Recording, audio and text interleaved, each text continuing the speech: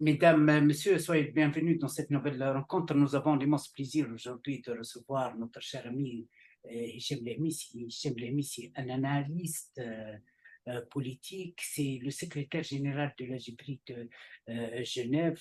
En plus de ça, il est conseiller scientifique de notre association CRI internationale Voix des victimes. Merci infiniment, Hichem, d'avoir accepté notre invitation. Oui, merci Abdeljalil, hein. Bonjour à tous. Merci beaucoup. Hichem, la France, l'Allemagne et les États-Unis ont autorisé l'Ukraine à utiliser leurs armes pour cibler des objectifs à l'intérieur de la Russie. En plus de ça, le président Emmanuel Macron vient aussi de déclarer ce vendredi qu'il va continuer de fournir des armes à l'Ukraine et entraîner aussi des soldats ukrainiens. Est-ce que nous sommes à l'époque de décrochage militaire direct entre l'Occident et la Russie? Alors, en termes de conflictualité, l'affrontement existe déjà entre l'OTAN et la Russie, puisqu'on a déjà en fait des troupes atlantistes entre guillemets, c'est-à-dire de différents pays de l'OTAN qui sont déployées et présentes sur le territoire ukrainien. C'est pas quelque chose qui est officialisé. La différence, c'est que Macron, à travers ses déclarations, l'a officialisé et d'une certaine façon ouvre la porte à un déploiement plus important. Puisque si on revient dans l'histoire, si on prend par exemple l'engagement américain au Vietnam, l'engagement a commencé par une déclaration d'envoi d'instructeurs et au final, quelques années après, on s'est retrouvé avec près d'un demi-million de soldats américains combattant au Vietnam. Donc, ce qu'a dit Macron est un indicateur en fait de la direction dans laquelle, eh bien, le conflit va évoluer et cette direction, elle n'est absolument pas positive. Je vous parlais de présence de troupes de l'OTAN déjà en Ukraine. Il faut savoir que l'on a de toute façon des instructeurs français, anglais, allemands, américains qui sont présents parce qu'en fait un certain nombre de systèmes d'armes présents sur place nécessitent eh bien l'engagement de spécialistes et d'opérateurs de ces armées, parce que ce ne sont pas des systèmes d'armes que l'on peut utiliser en une semaine, 2 semaines, en fait, qui nécessitent plusieurs années de formation, une certaine expérience. Ça, nous le savons déjà, comme on le sait déjà que sans donner de chiffres précis, de nombreux soldats ou mercenaires, hein, vous les appelez comme vous voulez, de différentes nationalités ont déjà été ou faits prisonniers ou tués sur place. Parmi les nationalités les plus présentes, vous avez les pays voisins, les pays baltes, la Pologne, vous avez aussi des Roumains, et puis vous avez les pays que je viens de citer, vous avez des Français qui interviennent en Ukraine, vous avez des Allemands, vous avez des Anglais, vous avez aussi des Américains. Il y a énormément de vidéos d'ailleurs qui circulent sur les réseaux sociaux, qui présentent en fait des Américains qui font des commentaires sur ce qui se déroule en Ukraine, hein. Une d'ailleurs qui était assez regardé où on voit soldats américains en train de crier dans tous les sens et en disant que c'était pas du tout comme l'Irak et qu'il n'avait pas l'habitude de recevoir autant de bombes sur la tête. Donc voilà, ça en dit long un petit peu sur ce qui se passe. Dans ce conflit, de toute façon, on a des engagements de toute nationalité d'un côté et de l'autre. D'ailleurs, parmi aussi les troupes engagés en Ukraine. On a aussi des mercenaires qui viennent de Syrie et de Libye qui combattent du côté ukrainien. Et on a aussi l'engagement côté russe de mercenaires d'Asie centrale, de certains pays africains. On a certaines troupes africaines qui sont présentes. Enfin, c'est pas des troupes directes, hein, ce sont des nationalités, on va dire, engagées. Je sais qu'il y en a des Camerounais et des Indiens et il y a des rumeurs persistantes sur la présence de Nord-Coréens. Ça aurait été démenti en disant que ce sont plutôt des Russes de Sibérie qui ressemblent à des Asiatiques. Donc Des voilà un petit Français peu aussi. On voit aussi pour, quelques pour Français qui cette passent situation. parfois. Des Français aussi. Oui, il y a des Français aussi qui sont Du côté présents.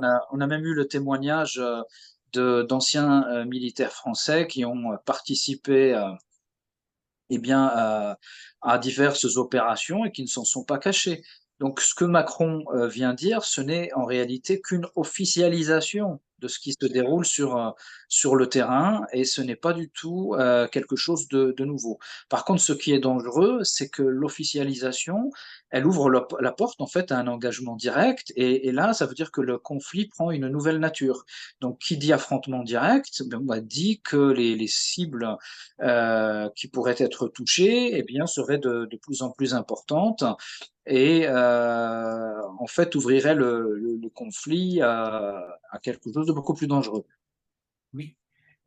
Et, on a vu aussi la réaction du côté russe, les déclarations de vice-président Medvedev, hein, menaçantes. Est-ce que ces déclarations, est-ce que la réaction russe peut ouvrir aussi la possibilité à l'utilisation, à la réaction nucléaire, d'après vous?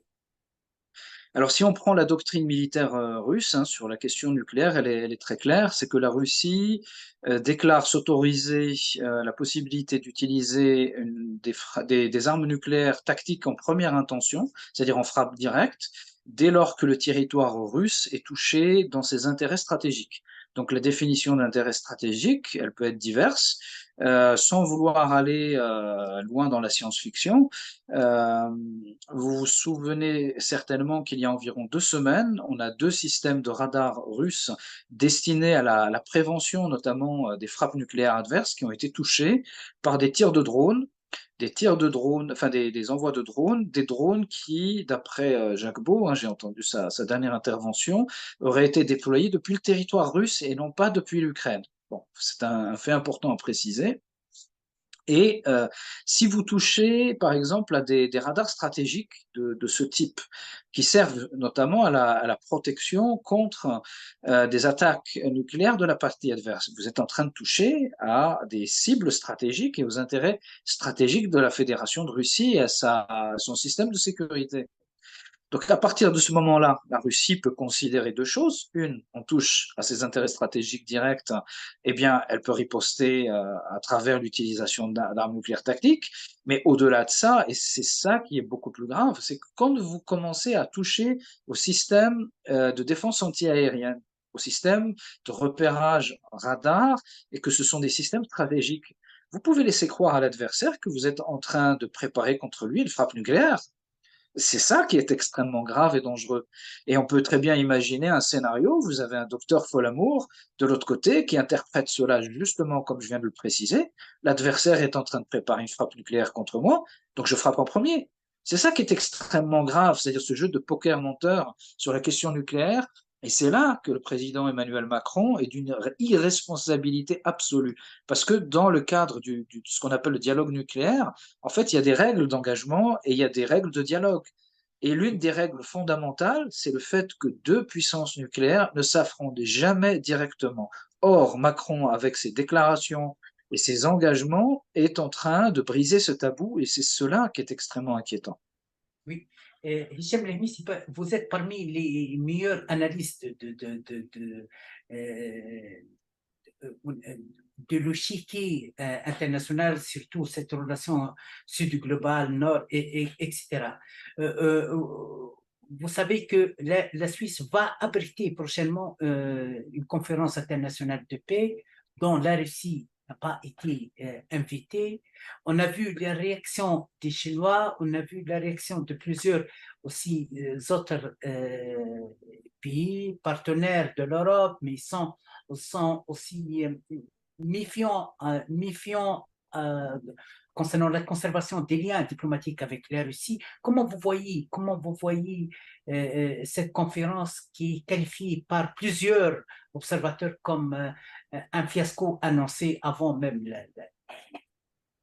Alors, si la conférence qui va se dérouler en Suisse, hein, même pas dans une dizaine de jours, dans quelques jours, est une conférence destinée à obtenir une solution de paix, ouvrir la voie d'une négociation, c'est clairement un échec absolu. Hein. La question, elle n'est même pas à discuter. On n'engage pas un processus de négociation et de médiation en l'absence de l'une des 2 parties et la partie la plus importante, qui de plus siège au Conseil de sécurité et disposant d'un droit de veto, et qui de plus représente la première puissance militaire nucléaire mondiale, c'est-à-dire la première puissance militaire mondiale, puisque le feu nucléaire, c'est le feu le plus puissant en tant que tel. Donc déjà, on est dans quelque chose qui n'a aucun sens, qui n'a aucune logique. D'autant plus que en l'absence de la Russie, la Chine a déclaré qu'elle ne participerait pas à cette conférence, malgré tous les rapprochements entamés, notamment par la Confédération helvétique, pour s'attacher à la présence de la Chine. Donc en soi, c'est un grand échec. Non seulement la Chine ne sera pas présente, mais la Chine a fait pression sur un certain nombre de pays du Sud pour qu'ils n'y participent pas. Voilà, il faut le noter, sous pression de la Chine et non pas de la Russie. Autre chose, l'Inde a mentionné qu'elle y serait présente, mais à travers de simples ambassadeurs. C'est-à-dire, en fait, c'est une présence symbolique pour ne pas froisser, entre guillemets, les Occidentaux. C'est un peu diplomatique, en quelque sorte. Mais ça veut dire que l'Inde n'y participe pas. Donc, l'Arabie saoudite, qui est quand même un nouveau poids lourd dans les relations internationales et qui compte notamment dans les questions de médiation, n'y sera pas présente. Et Mohamed Ben Salman l'a précisé. Donc, du coup, cette conférence, en fait, elle est dénaturée du sens même de sa mission.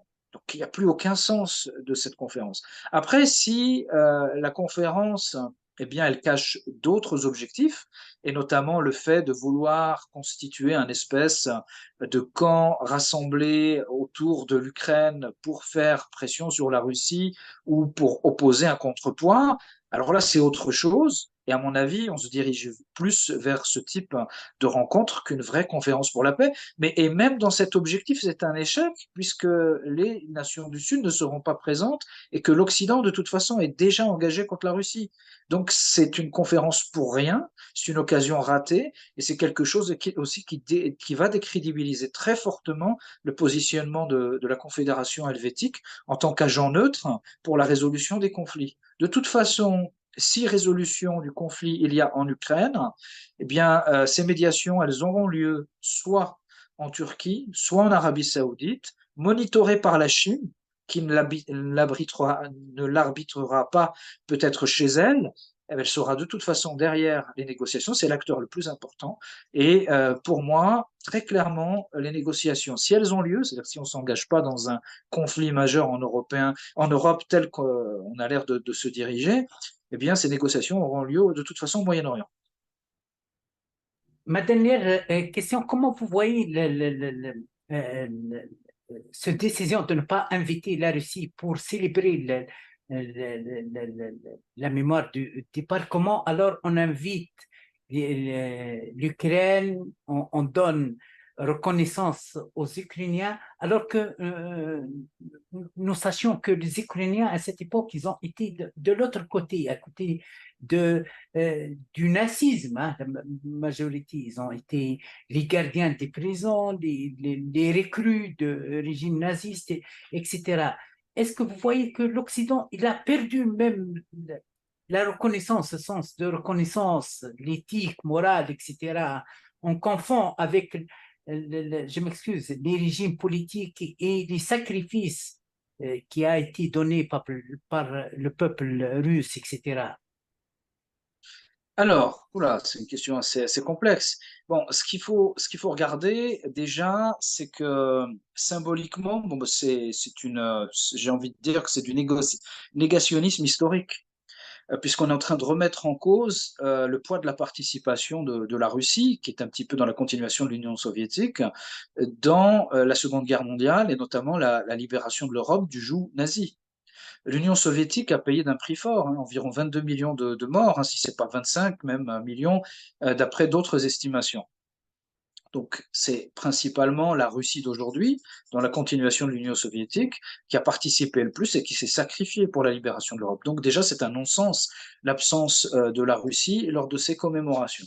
Ensuite, d'un point de vue symbolique, ce qui est incroyable, et ça a été dit dans l'une des chaînes de télévision françaises, BFM ou CNews, bon, d'habitude ils racontent que des mensonges, mais là il y avait peut-être quelque chose de vrai, eh bien on apprend que le premier soldat à avoir été tué lors du débarquement était un soldat français, ce qui est normal, hein, parce qu'il était prévu que les premiers soldats à débarquer soient des soldats français. Symboliquement, il fallait qu'ils soient de nationalité française. Eh bien, le premier soldat français tué l'a été par un élément SS ukrainien côté allemand. Vous voyez, ça donne déjà quand même une indication. C'est assez symbolique et c'est assez ironique. Et le fait de ne pas inviter la Russie, ça participe d'un négationnisme dangereux. Mais au-delà de ça, moi, ce que je vois, c'est que ça s'inscrit en fait dans la continuation de monter vers l'escalade. Il faut savoir que la guerre, elle a plusieurs degrés, plusieurs niveaux d'escalade. Elle commence aussi en s'attaquant à la mémoire. On change l'histoire pour ne plus